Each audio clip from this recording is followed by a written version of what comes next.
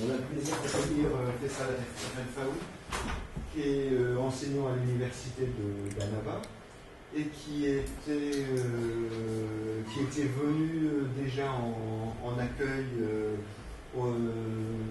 auprès de Géo, mais pas ici à Montpellier, à Tunis. C'était quand? On est passé en octobre 2017. Voilà, il y a un an. Donc, on avait fait un accueil délocalisé à Tunis. Et bon, Faisal, cette année, est venu directement dans la maison mère. Il en a marre des succursales, il attaque la maison mère. Voilà, donc là, c'était un séjour court. Faisal, tu as croisé quelques collègues ici, les cibles, je pense en particulier. Voilà.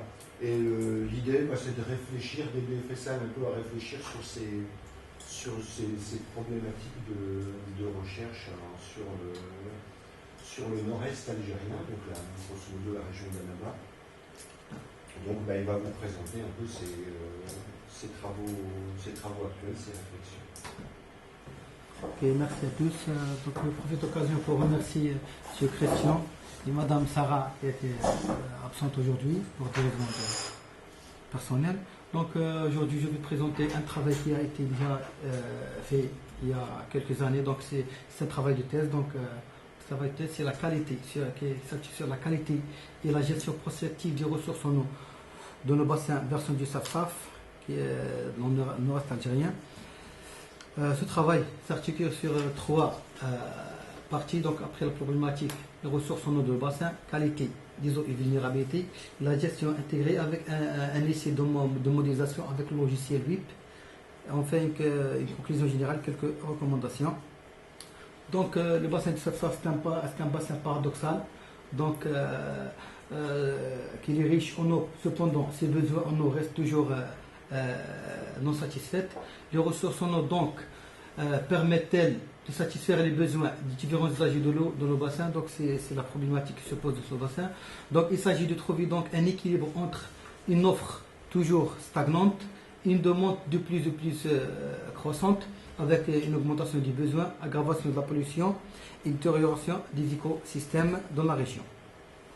Donc le bassin versant du Safsaf est situé dans le nord-est algérien.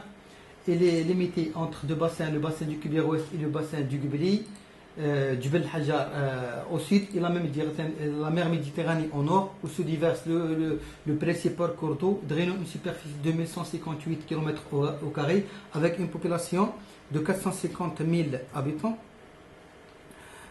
Le bassin est soumis à un climat méditerranéen avec une pluviosité moyenne annuelle de 690 mm et une température moyenne de 19 degrés Celsius. Donc on distingue deux saisons, une saison sèche et une saison humide dans toutes les stations pluviométriques de le bassin. Donc pour les variations interannuelles du débit enregistrées à la seule station hydrométrique de Kemakem, montre une forte irrégularité interannuelle avec un coefficient de variation de 83% et un module interannuel de 1,07 m3 par seconde. Le contexte hydrogéologique montre l'existence de trois types d'aquifères: un aquifère poreux libre des alluvions, et un aquifère profond captif, c'est nappe des graviers, et un autre aquifère qui n'est pas bien défini en amont du bassin, c'est un aquifère karstique qui se trouve en amont du bassin. Donc pour le potentiel des ressources en eau, les précipitations génèrent environ 121,6 millions de mètres cubes. Seulement un apport naturel de 35 millions de mètres cubes qui est mobilisé, donc avec des eaux souterraines de 6,4 millions, des eaux de surface de près de 29 millions de mètres cubes. Donc pour la mobilisation des eaux dans le bassin, les eaux de surface sont totalement mobilisées avec un taux de 95%. Cependant, les eaux souterraines, elles ne sont mobilisées à seulement un taux de 37%.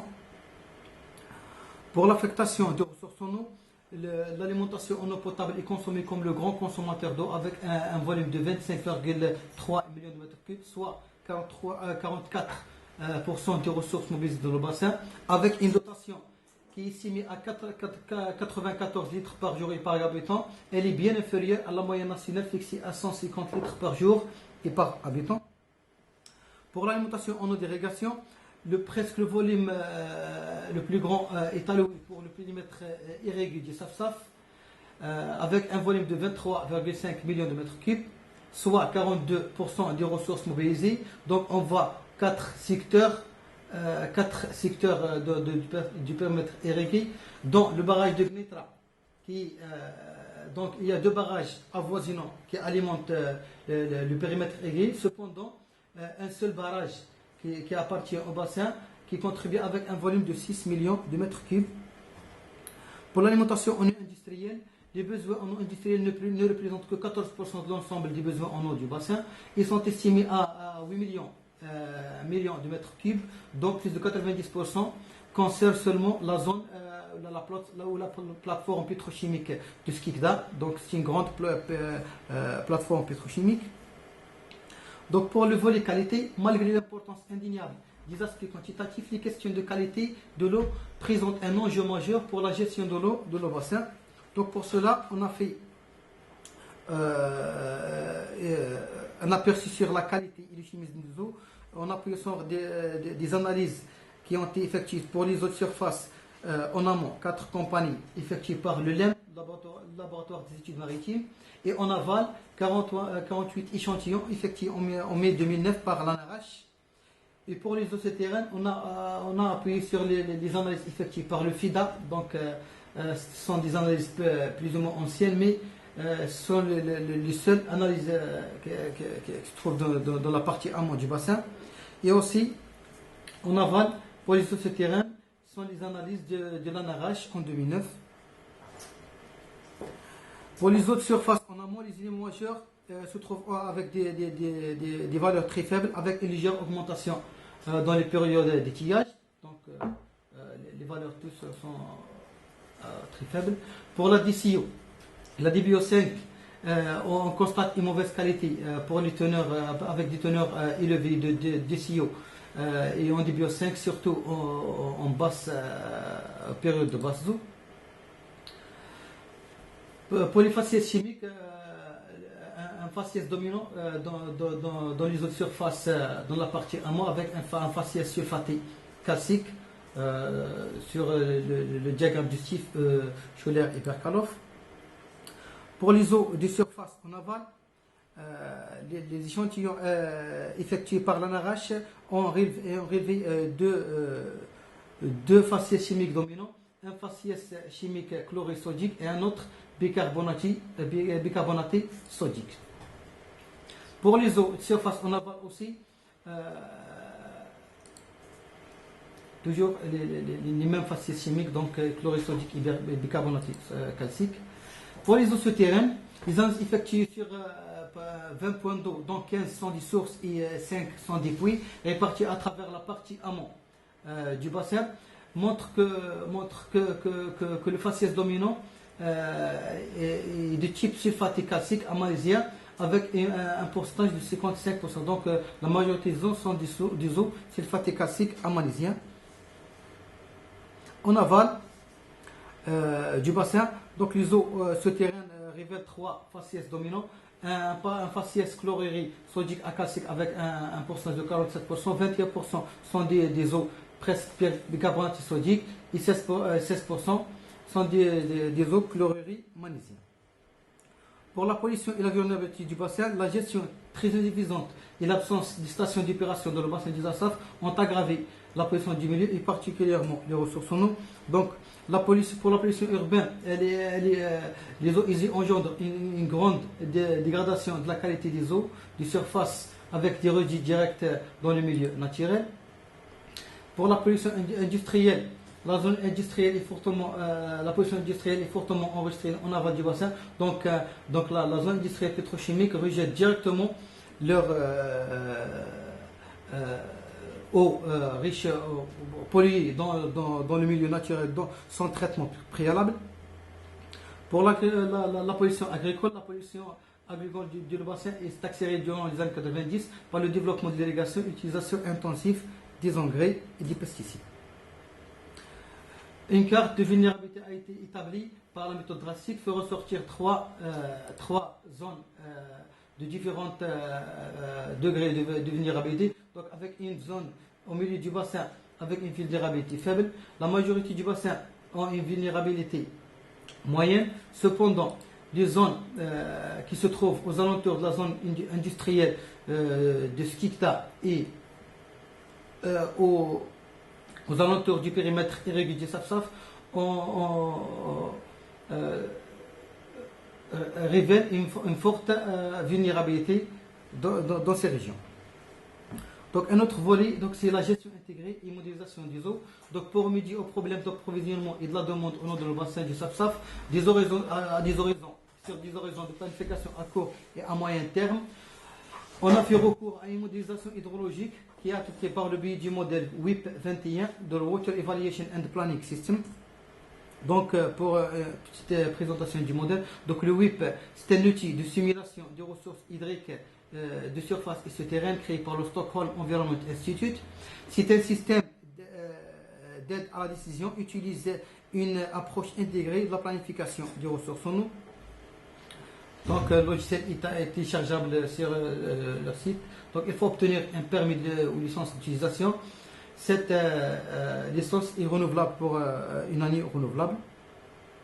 Donc pour ce logiciel, les données nécessaires sont les ressources en eau disponibles dans chaque région d'étude, par exemple les barrages, les nappes, les précipitations et les débits, et aussi les principaux usagers de l'eau, l'AOP, l'alimentation en eau potable, l'irrigation et l'effectif d'utilisateurs, population, surface. Donc on a tout mis dans le logiciel. Donc par exemple le secteur du bassin versant. Donc on a divisé le bassin en 3 parties, amont, centre et aval, avec le nombre d'habitants et le niveau d'activité annuel sont les volumes alloués pour chaque la même chose pour les sites d'agriculture. Donc on a 4 périmètres irrigués avec les superficies irriguées, son niveau d'activité avec les quantités allouées pour chaque périmètre. Donc on a effectué on a fait un compte d'état actuel. Donc l'année 2010, elle nous a servi comme un état compte d'état actuel. Donc c'est current account, à partir duquel des scénarios sont construits. En se basant des données collectées, on numérise les sites de demande. Donc on numérise les sites de demande et les sites de l'offre en tenant compte des priorités d'approvisionnement. Par exemple, il y a des régions où on a toujours la priorité de l'alimentation en eau potable. Il y a des régions où on a la deuxième priorité, c'est l'irrigation ou l'industrie. Les sites de demande, on a la population, on a pour le niveau d'activité annuelle dans le nombre d'habitants par commune, les superficies irriguées par chaque secteur irrigué. Pour la consommation annuelle, on a aussi mis les consommations du secteur de l'alimentation en eau potable et aussi les consommations pour le secteur agricole. Pour les sites de l'offre, les ressources et lieux de captage, on a mis les débits de l'ouest Safsaf, les débits de l'ouest Safsaf, les stocks initiaux des nappes et aussi il y a une quantité des sites de l'offre qui sont les zones non conventionnelles et on a le dessalement. Il y a aussi le transfert entre les bassins. Il y a deux barrages qui alimentent le bassin du Safsaf. Donc les résultats de l'application du modèle du Safsaf, le modèle du bassin du Safsaf ont représenté sous forme graphique en considérant 4 scénarios. Donc on a 4 scénarios durant la période 2011-2030. Scénario de référence, un scénario de fort accroissement de la population et un scénario d'augmentation de superficie irriguée et enfin un scénario d'augmentation de la production en eau. Le premier scénario, c'est le scénario de référence et le scénario de base à travers duquel les autres scénarios seront comparés. Ce scénario traduit simplement une projection de tendance courante sans changement majeur. On adopte un taux de croissance de 1,74 mis par le DPAT, donc le service de planification de nos bassins. Et pour l'irrigation, un taux de croissance des superficies irriguées avec un taux de 3% adopté par le DSA, Direction du service agricole. Donc on constate nettement donc les superficies irriguées, donc leur quantité donc augmente et aussi la population, on constate une forte augmentation de la population. Donc les résultats, on a pour la demande en eau, elle est estimée à 100,7 millions de mètres cubes. Cependant, l'eau distribuée est seulement à 102 millions de mètres cubes. Donc, on aura une demande non satisfaite à un volume de 3,7 millions de mètres cubes à partir de l'horizon 2027. Pour le scénario numéro 2, ce nouveau scénario a été créé pour évaluer l'impact de l'augmentation du taux de croissance de 1,74 à un taux de 3%. L'allure du résultat et l'effet scénario sont bien visibles, donc on remarque une différence entre les deux taux. Donc la demande en eau pour le scénario de 1,74 c'est 106 millions de mètres cubes, cependant elle est de 118 millions de mètres cubes pour un taux de 3%, soit une augmentation de 11% entre les deux scénarios. Donc pour la demande en eau, elle est 118 millions de mètres cubes, l'eau distribuée 114, donc on aura un déficit en eau de 4 millions de mètres cubes à partir toujours d'horizon 2027. Troisième scénario. Le scénario a été créé pour évaluer l'effet de l'augmentation de superficie irriguée, donc de taux de 3 à 4,3% sur une demande en eau globale dans le bassin. Donc les superficies irriguées passera de 2515 hectares en 2011 à 5654 hectares en 2030. Par conséquent, les besoins d'irrigation s'élèvent à de 21 millions de mètres cubes en 2011 à 102 millions de mètres cubes à l'horizon 2030. Voilà, donc la demande en eau d'irrigation elle est 102. L'eau distribuée 130, donc on a un déficit de 17 millions de mètres cubes, c'est à partir de l'horizon 2023. Donc le dernier scénario va simuler l'effet de l'accroissement de l'approvisionnement en eau par la mise en service d'une nouvelle station de dessalement, une station d'épuration. Donc une station de dessalement, une station d'épuration à la région de Hamadi Khoma. L'installation d'une station de dessalement est en cours de réalisation, donc c'est l'année 2015. Voilà. À la région de Bemhidi, elle devrait rentrer en fonction en 2015 avec une capacité de traitement de 36 millions de mètres cubes par an en plein régime. Donc on voit nettement donc les scénarios de référence, donc l'alimentation en eau potable, elle va s'accroître avec cette station de dessalement. L'installation d'une station d'épuration, le scénario aussi projette également l'entrée en production d'une station d'épuration à partir de l'année 2015. Cette nouvelle step aura une capacité de traitement de 12,4 millions de mètres cubes à l'horizon 2015. Elle atteint une capacité de traitement de 15,3 à l'horizon 2025. On remarque donc que la production en eau commence à augmenter dès l'année de la mise en service des deux nouvelles infrastructures en 2015. On constate un accroissement du volume produit à partir de la nappe des alluvions. Voilà. Cependant, le dessalement alimentera exclusivement les besoins en eau domestique et industrielle avec un volume de 36 millions. Donc, 4 scénarios ont été testés pour évaluer la disponibilité de l'eau pour l'avenir ainsi que la demande en eau future pour les différents usages de l'eau.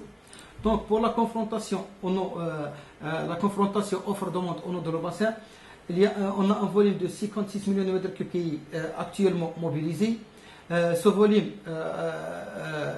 avec la croissance de la demande en eau globale, va vers une transition vers l'horizon 2017.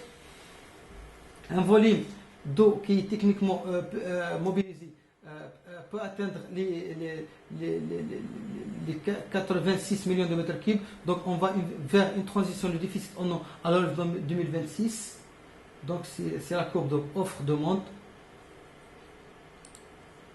Donc les axes stratégiques de la gestion de l'eau dans le bassin du Safsaf, il y a 4 axes. Donc la gestion et le développement de l'offre, la gestion de la demande en eau, le renforcement des systèmes d'information et des compétences, et enfin la préservation des ressources en eau et lutte contre la pollution.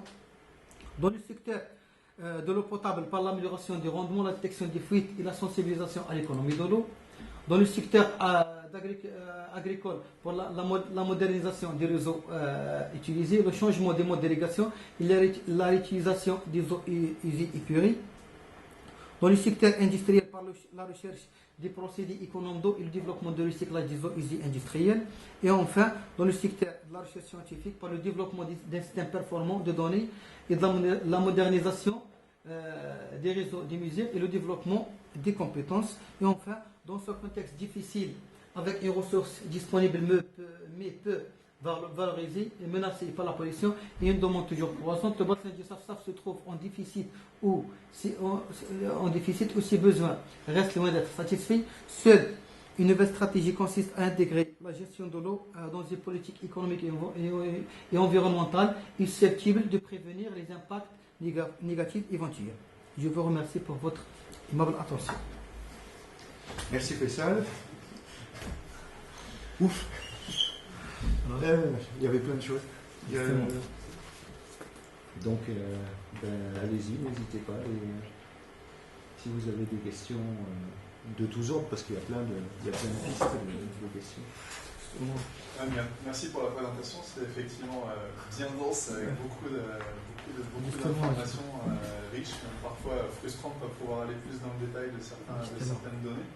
Moi, j'étais surpris de... Tu présentes au début les ressources comme étant des ressources mobilisées ou des ressources à mobiliser.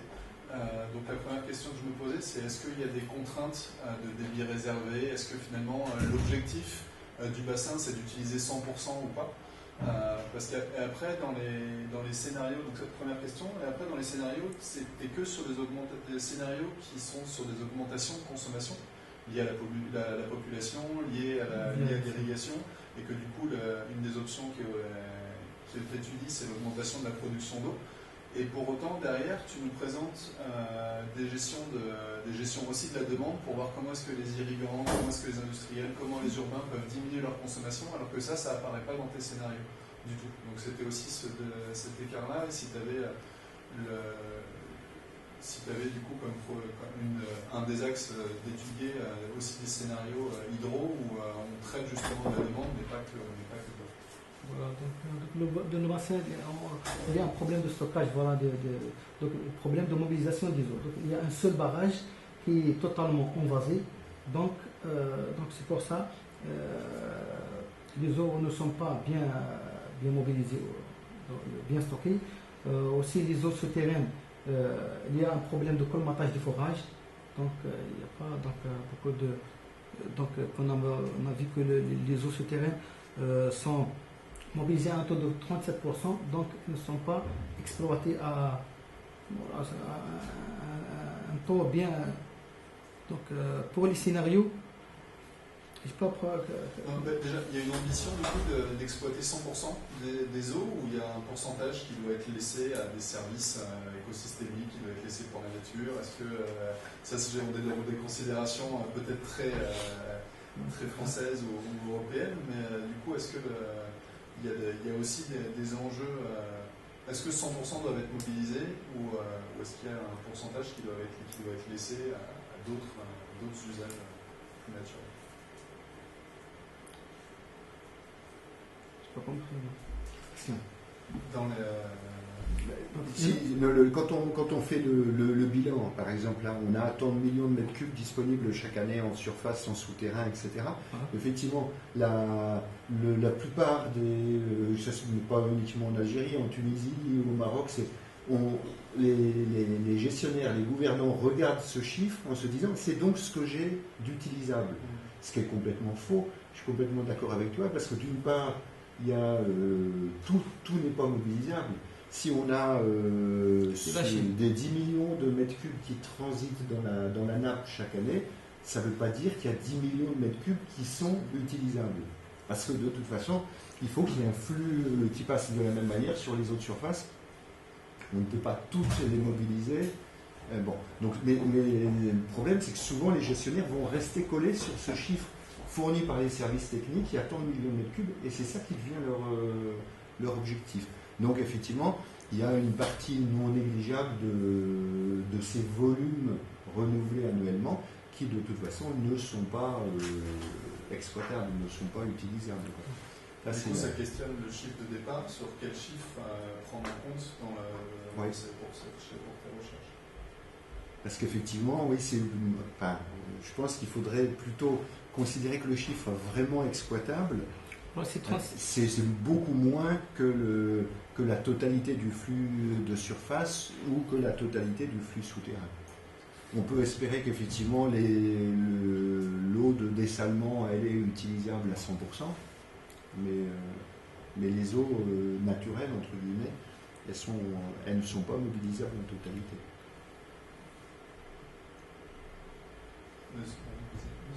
Non, mais la deuxième question, c'était du coup sur le fait d'avoir des scénarios qui traitent aussi de la gestion de la demande et pas que de la gestion d'une offre croissante. Voilà. Parce que ça, tu l'as évoqué un peu. Et finalement, est-ce qu'il y a eu des gens qui ont plus travaillé sur la réduction de l'eau d'irrigation ou des choses comme ça? Donc c'est une initiation à la modélisation. Donc c'est un outil qui est nouveau en Algérie, donc travailler avec le WIP. Donc ce sont 4 scénarios qu'on a commencé. Donc on a une réflexion sur le travail d'autres scénarios. Donc ce sont des scénarios beaucoup plus pessimistes. Par contre, on réfléchit de travailler sur la gestion de la demande pour la réduction donc on a un plan sur ça. L'impression que ça donne, c'est qu'à la fin, tu présentes l'agir avec 4 volets. Voilà. Et que finalement, les scénarios se sont concentrés sur un des volets qui était la gestion de l'offre. Et c'est vrai qu'on serait curieux de découvrir du coup des modèles pour les autres volets pour pouvoir comparer différentes alternatives à la gestion de l'offre. C'est en plan. Donc c'est un travail de test, il est ancien. Donc on est en cours de travail un poste. C'est vrai que tu es vieux. Hein? C'est vrai que tu es vieux. Donc on réfléchit pour les prochains travaux sur en post-doc, donc on va travailler sur les 3 autres volets. Donc là, bon, merci pour la présentation. Donc là, je vois un peu plus clair tes activités, peut-être quelques problématiques où on pourrait échanger en perspective sur cette zone-là. En effet, par rapport au scénario, j'avais quelques questions. Parce que là, tu as introduit par exemple à la fin l'effet de la station.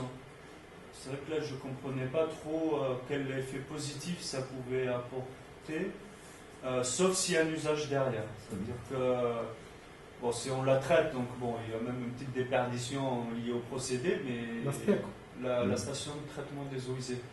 Donc, sauf s'il y a un usage, on peut imaginer que ça peut apporter une eau supplémentaire, à condition que ça soit plutôt en aval qu'en amont, parce que dans tous les cas, cette eau, elle repartait dans le milieu, elle était forcément utilisée plus loin. Donc, je ne sais pas comment tu as pu... ce scénario-là où tu montres un apport d'eau lié à l'installation de la nouvelle step, voilà. Ça vient d'où? Donc, le périmètre est divisé en 4 secteurs. 2 secteurs seulement sont alimentés par le bénéfice des quotas, des volumes alloués par des barrages.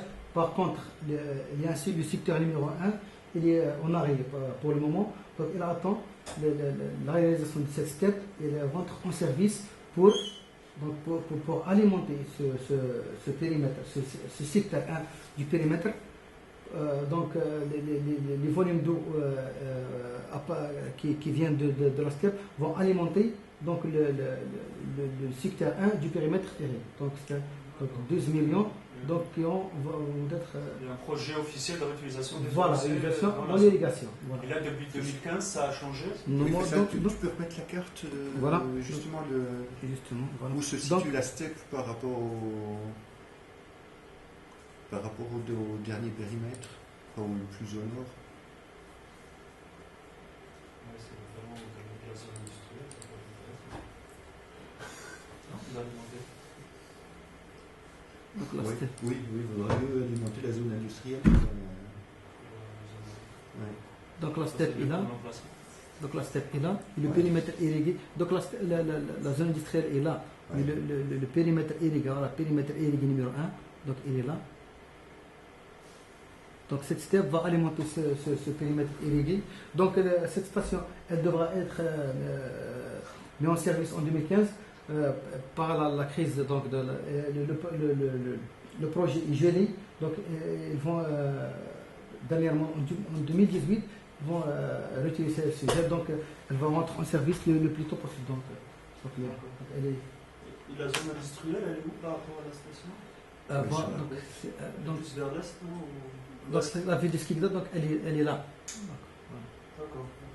Donc la steppe elle est là, donc la zone industrielle est là, donc le périmètre est réglé, voilà. Donc là, même la zone industrielle, elle n'est pas une grande superficie. Donc, non, la possibilité également de mobiliser cette eau pour la zone industrielle, ça peut être une option. Donc la zone industrielle, elle a ses propres puits. Elle a ses propres puits, donc là, oui, ou 10 forages qui alimentent la zone industrielle. Donc, utilise donc directement les eaux de la nappe. Oui, mais la remarque de Nessim, c'est de dire, bon, comme avec la steppe, on a des problèmes de qualité et la réutilisation en agriculture, c'est quand même toujours fragile, toujours délicat.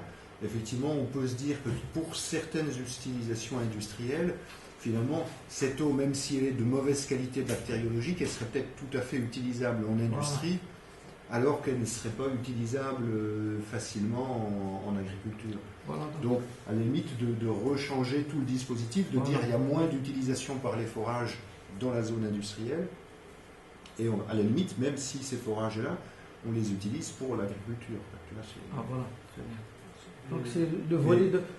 On revient un peu sur la question précédente, qui était de réenvisager l'utilisation des ressources globalement dans le système, pas simplement secteur par secteur ou région par région. Okay. Il y avait une deuxième question. Bon, ça revient au scénario, parce que là, j'ai pas vu. Je crois qu'en 2017, c'est comme ici, il y a eu un manque, un déficit sur l'apport d'eau. Lié au changement global, on va s'attendre que cette zone-là, qui a avant été assez favorisée, contrairement à l'ouest du pays, va commencer à connaître un peu des déficits, encore plus de pluviométrie. Est-ce que dans le scénario, ça peut être introduit? Et après, j'avais une dernière question, c'est sur les qualités des eaux de nappe. Est-ce que d'un point de vue agronomique, vous avez remarqué, parce que tu as cité la DCO élevée, donc j'imagine par rapport au système d'irrigation goutte à goutte, c'est exactement ce qu'il faut pour colmater, carbonate de calcium. Après, il y a des effets de salinité, j'imagine, sur la partie sol. Est-ce que sur la partie agronomique, il y a déjà des travaux qui ont lié la qualité d'eau de nappe à l'impact Justement, donc, voilà, donc justement, mon travail au postdoc, c'est de viser l'impact des activités agricoles dans le périmètre du SAF sur les eaux souterraines. Donc, c'est un travail aussi en cours, donc avec les collègues. Donc, l'avant-dernière question. Non, ça le déficit. Selon la qualité, ça remonte, donc ça peut.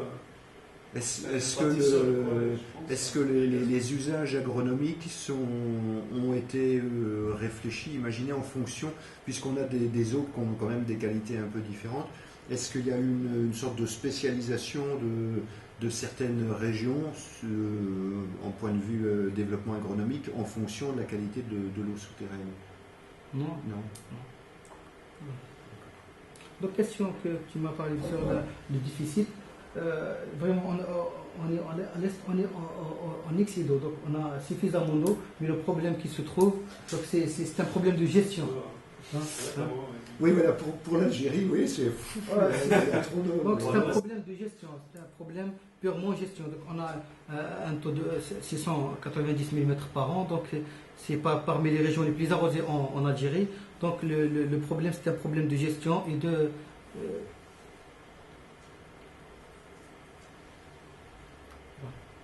ouais, on peut pas, là, on ne table pas sur un déficit de. Justement. Forcément encore de. Alors, surtout, je ne suis pas sûr sur les scénarios climatiques d'évolution des prochaines années. Sur ce coin-là de l'Afrique du Nord, il y a quand même de grosses incertitudes d'un scénario à l'autre. C'est-à-dire qu'il y en a où on est même peut-être plus sur une éventuelle petite augmentation des précipitations dans ce coin-là.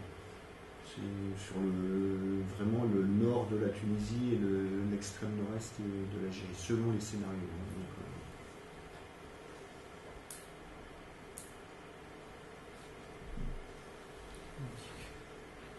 ce que j'ai compris aussi, en termes tes scénarios liés à l'irrigation, c'était sur des données du ministère qui prévoyaient une augmentation de 3%. Voilà. Est-ce que tu as pu confronter ces estimations aussi du gouvernement avec ce qui se passait potentiellement dans ces zones irriguées? Est-ce que si ça fait depuis 2000, est-ce que toi, en tant qu'observateur, même sans forcément avoir de mesures, mais est-ce que ça te semble pertinent, ces 3%?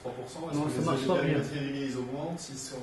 Parce que j'imagine que si on présente aux agriculteurs en leur disant il n'y a pas de problème d'eau, ça va arriver en 2026, il y a beaucoup de gens qui vont commencer à chercher à s'installer dans cette zone-là. Enfin, je ne connais pas la zone. Mais du coup, est-ce que la confrontation entre... Donc ça ne marche pas bien donc, par rapport aux prévisions du ministère. Donc ce n'est pas les mêmes pourcentages qu'ils m'ont donné. Donc on ne va pas atteindre les 100% terre irriguée en 2030. Donc on vise un pourcentage et on essaie d'atteindre le maximum. Donc c'est pas la même fréquence. Et du coup, est-ce qu'un des axes pour toi de ton postdoc, ça t'aurait de pouvoir réajuster ces scénarios-là avec des données terrain et peut-être moins d'estimation gouvernementale aussi? Justement, voilà, donc on va faire des enquêtes sur terrain avec les agriculteurs, faire une étude beaucoup plus précise par rapport comparée avec celle du ministère ou avec l'ONID. Voilà, l'ONID, voilà. C'est l'ONID qui a confié de gérer ces périmètres irrigués. Et puis de savoir simplement, oui, les pratiques réelles. C'est même l'ONID, on reste quand même sur une structure. Oui, ça veut dire ça fait un intermédiaire. Après, il faut aller voir chez l'agriculteur. Qu'est-ce qui est réellement distribué par l'ONID, qu'est-ce qui est utilisé concrètement, les autres sources tous les pays, et en particulier en Afrique du Nord, il y a quand même un beau décalage entre bien sûr. La théorie, le discours de l'État et puis le discours du paysan. Le dernier recensement date de quand? 2008. Donc il a un recensement en 2018. Donc fin 2018, on va faire un recensement. Donc, ce qui peut aussi permettre d'ajuster les voilà. populations. Donc on fait en décembre 2018, on va faire un recensement. Donc c'est chaque 10 ans. 2018. C'est comme les élections, on connaît le résultat avant. Oh. Moi,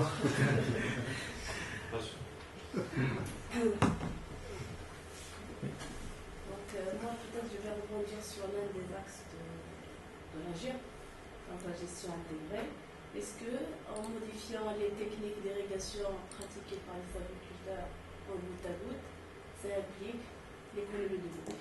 Voilà, donc discuté avec M. Ludic ce matin. Donc il y a deux modes d'irrigation avec c'est des gravitaires ou l'aspersion. Donc on va proposer de faire le goutte à goutte pour la majorité des pratiques. Donc elle va influer directement sur la consommation en eau d'irrigation. Donc bien sûr c'est un projet de faire le goutte à goutte. Ils ont commencé de faire le goutte à goutte, mais il n'est pas généralisé. Donc pas quelques endroits.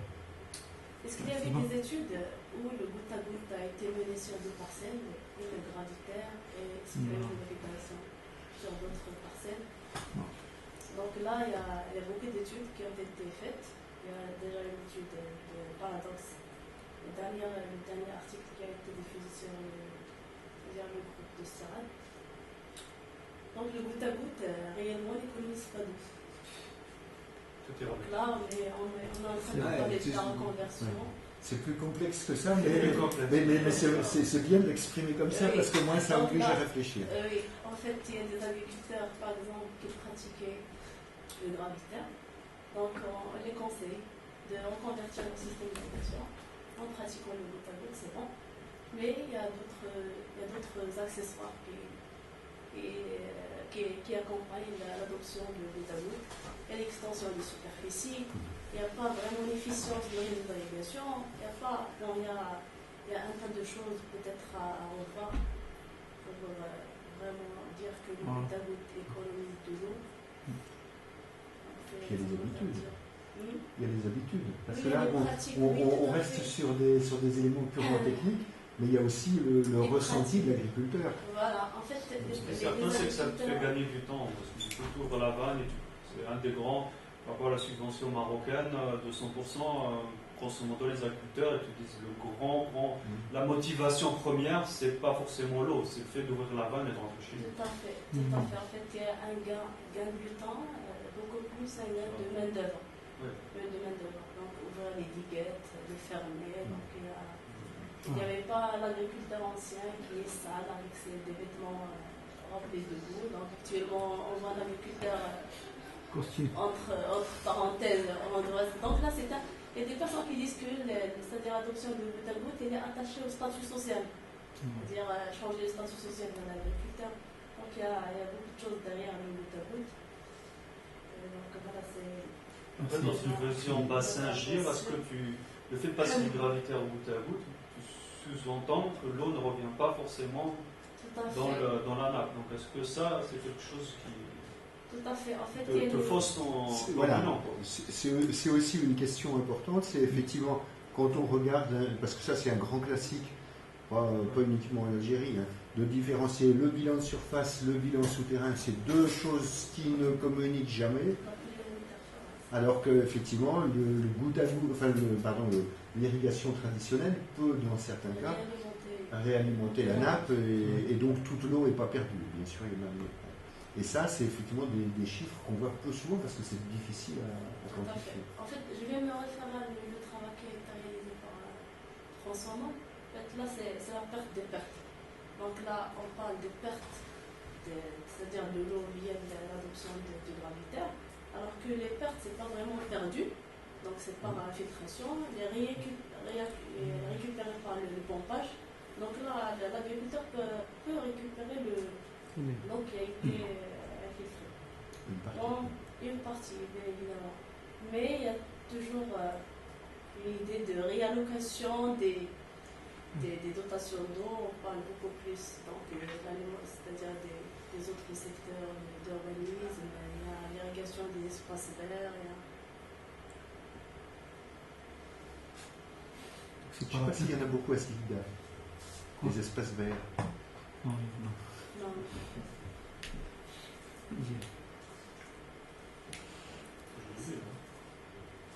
Oui, c'est mieux. Faisal, j'avais juste une petite question. Si tu peux revenir, il y a un chiffre qui m'a surpris. Alors, je n'ai pas noté le numéro du transparent, mais c'était sur le scénario 3. Est-ce que tu. J'ai pas compris la hausse de l'irrigation.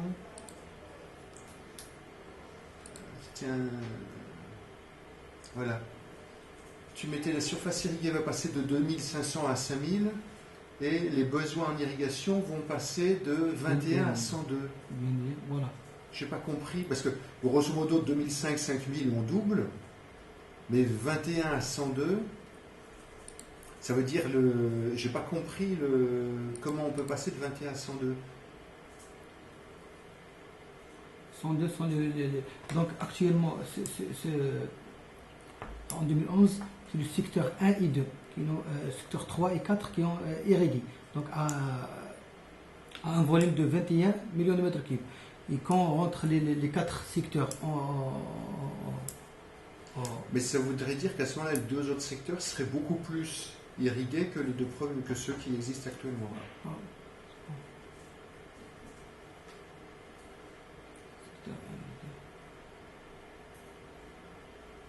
Donc la superficie, elles sont plus considérables que l'autre. Parce que si pour actuellement pour les... Bon, c'est un peu de détail. Ça me surprenait un peu qu'on ait une telle explosion de la demande en eau alors que la surface irriguée ne ferait que doubler. Donc justement, ce sont les économies du logiciel web. Donc elle va des fois va amplifier les chiffres. Ah non, Wipi fait ce qu'on lui dit de faire. Hein, normalement, non. Si ça a bien été introduit les données, codé, représenté, bon, c'est un point de détail. On a discuté avec la BHW donc de faire un travail en commun. Donc ils ont vu ces résultats. Donc ils les comparent avec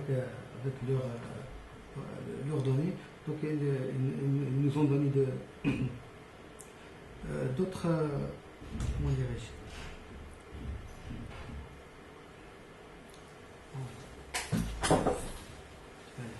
d'autres pistes. Voilà, d'autres pistes de recherche. Donc ils vont former leurs ingénieurs sur la modélisation donc, pour voir est-ce que ce qu'on a fait est juste ou comment. Ils vont aussi utiliser WIP pour le faire. Voilà.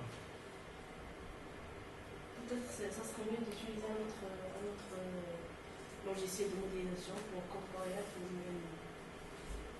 les résultats générés par les deux modèles. Pour savoir est-ce que c'est ça sera mieux. modèle par rapport à l'autre. Par exemple, vous avez un modèle. Non. Moi, je n'utilise pas les modèles. Je poserais plus la question des chiffres qu'on rentre dans les modèles. Oui, c'est, à mon avis, c'est la première inconnue du système, plus que la représentation dans le modèle, c'est l'incertitude sur les différents chiffres qu'on utilise. Leur fiabilité, leur représentativité. Je pense que ça, c'est vraiment le gros souci.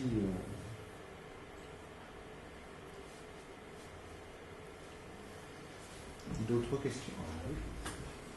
Je me demandais aussi, est-ce qu'il y a des, parce que là sur les chiffres qu'on utilise, j'ai peut-être pas suivi, mais est-ce que c'est des zones où il y a des gros changements dans les types de systèmes de culture ou pas? Les prévisions, elles ont été faites à système de culture constant, c'est ça? Donc on considère tout simplement qu'on augmente les surfaces avec les mêmes cultures. Voilà. Et est-ce que c'est des zones où il y a des gros changements de culture, où on passe plus au maraîchage par exemple, qui consomme plus ou, les mêmes cultures, donc le maraîchage, il y a pour la pomme de terre, l'oignon, et l'arboriculture. Et est-ce que les agriculteurs, dans des systèmes où les agriculteurs vont avoir plus tendance à faire du maraîchage et à développer le maraîchage actuellement, ou est-ce qu'on est sur des proportions qui restent à peu près pareilles? Localement sur le terrain, est-ce qu'il y a des, je sais pas, est-ce que la pomme de terre sur cette zone où l'oignon se développe particulièrement? Et du coup, dans les modèles, est-ce qu'on prend en compte le fait que les systèmes de culture se modifient et donc les surfaces affectées à chaque système de culture? Non, le modèle ne prend pas le type de culture en considération, donc juste une quantité moyenne. Ça fait sens sur le terrain de le faire ou pas, compte tenu des dynamiques actuelles? Je ne sais pas, on peut connaître cette zone. Je sais pas. Mais effectivement. Ça peut vraiment poser question. Ouais. Alors il y a ça, et puis du coup, ça c'est aussi en lien avec forcément le développement des forages, parce que souvent le mode d'irrigation est quand même lié au type de culture. Le maraîchage est plus lié à l'irrigation souterraine, enfin, ce que je vois ailleurs. Et du coup, ça change aussi l'affectation, l'eau qui est en fonction des systèmes de culture. D'une part, les quantités d'eau vont être différentes, et d'autre part, le type de. Voilà, la provenance de l'eau va être différente. C'est-à-dire que ça sera plus autour de certains types de culture que dans la terre. Alors, du coup, ça dépend vraiment de la dynamique locale, mais c'est vrai que sur des prévisions de 2030, on peut quand même se poser la question des changements de pratique, à la fois d'irrigation et à la fois du système de culture. Puis un autre élément, c'est aussi le fait que si on a une intensification de l'arbre, ça veut dire aussi une contrainte interannuelle qu'il n'y avait pas dans les cultures annuelles. Et ça, bon, en Algérie, je ne sais pas trop, en Tunisie, c'est hallucinant de voir le développement l'intensification de l'agriculture. Il y a un moment, déjà, se demander s'il y aura un marché à terme dans 20 ans pour tous les nouveaux oliviers qui sont plantés. C'est une première chose. Et puis la deuxième chose, c'est que c'est tous les ans qu'il faut les alimenter sans rémission. S'il y a 2 années de sécheresse, de toute façon, il faut les alimenter. Alors que, du blé, on peut le laisser crever si jamais il n'y a pas assez d'eau. Donc c'est aussi une contrainte interannuelle dans la gestion du stock. Sachant que, par exemple, quand on a effectivement un barrage qui est quasiment envasé, il n'y a plus de gestion interannuelle possible des eaux de surface. Donc ça, cette dimension-là, par exemple avec WIP, au moins dans cet exercice-là, qui est un exercice à amener répétitive, sauf, sauf des tendances régulières de hausse, mais il n'y a pas d'effet de perturbation par des années très sèches, très humides, etc. Très humides, c'est pas grave. Par rapport aux cultures, je savais tant qu'il n'y ait pas de fraise. La fraise, c'est la même de la fraise. Non, les fraises sont dans le côté. Donc, nous ne rentre pas dans le périmètre. Voilà. C'est juste autour de la zone industrielle. Ça rougit. J'avais une autre question qui était plus sur la question de la qualité de l'eau. Alors là, c'est pareil, j'ai eu plein de graphes, je ne sais pas ce qui est pris en compte ou pas du tout. Mais ma question, c'était est-ce que tout ce qui concerne les micropolluants, les pesticides, etc., c'est pris en compte ou pas du tout? Non. Pas encore? Ouais. C'est un champ complet à explorer. Oui, non, d'accord. Et c'est prévu ou pas dans le cas? Parce que c'était quand même, je pense, une première dans ces régions-là, non? Oui, il y en a très très peu. Alors sur les pesticides, on en discutait tout à l'heure. Sur les pesticides, il y a vraiment déjà un premier problème, c'est lesquels on cherche. Parce que qui sait quels pesticides ont été utilisés? Mais même, oui, c'est ça. Sont aujourd'hui, c'est déjà pas facile, mais ont été, pour essayer de les rechercher dans les eaux souterraines, parce que sinon ça coûte quand même bien cher. Donc là, c'est vraiment un problème déjà d'identification. Et c'est pareil, je fonctionne un peu par analogie avec ce qui est fait en ce moment sur la région de Kérouan. Pour l'instant, c'est extrêmement compliqué de savoir même simplement les produits qui ont été utilisés. Donc les molécules actives et puis les molécules filles dégradées. Là, c'est un premier.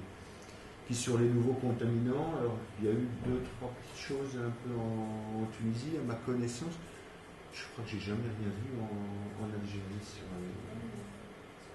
Moi, j'ai jamais rien vu, donc c'est pour ça que je posais la question. Il y a des gens qui travaillent sur la partie surface, sur la réutilisation, au des eaux de surface, en irrigation, quelques travaux au niveau trisimien.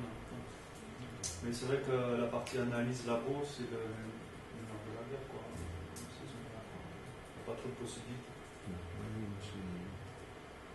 Alors c'est vrai qu'il y a des fois, on peut se poser. Enfin, moi, je me pose la question parce que je suis toujours d'un naturel un peu critique, en me disant, il y a des fois, il vaut mieux pas faire de mesures comme ça.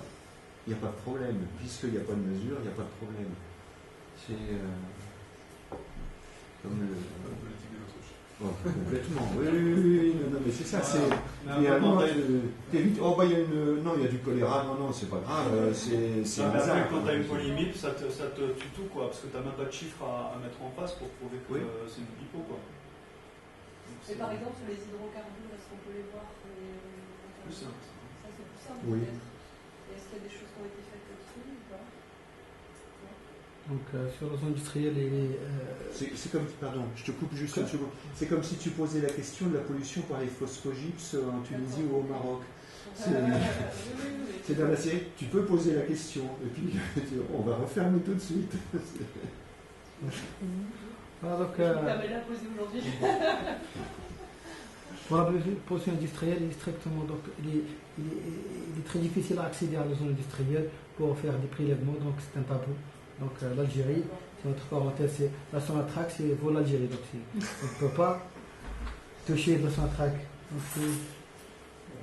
C'est en aval. C'est en aval. Comment ça surgit sur la nappe aussi? Après ça, tu peux te poser la question des vents dominants et puis qu'est-ce qui arrive en aérosol. Ah oui. Alors ça, c'est pareil, c'est une question aussi. Si on a des collègues qui veulent bosser là-dessus, c'est tout ouvert. Hein. Jamais personne n'a regardé ça. Mais bon, et c'est compliqué aussi, hein. Ça va être cher et puis c'est politiquement très dangereux. Donc, en Algérie. C'est bien de lancer un thésard innocent sur les sites. Je sais pas s'ils ont entendu. Enfin, tu peux pas faire les analyses, mais je pense pas que ça soit aussi fermé comme au Maroc avec le prostate, quoi. On peut bloquer. Je ne sais pas. Si même sur les, je pense à Annaba, sur la sidérurgie, enfin tout le complexe sidérurgique d'Annaba, il n'y a pas de mesure, il n'y a pas de contrôle. Si tu les fais, est-ce qu'on te fait un problème? Je sais pas. Bon. On va voir. On verra. Si on le revoit dans 1 an ou 2 ans, c'est qu'on peut faire une mesure. Sinon. Merci. Merci à tous.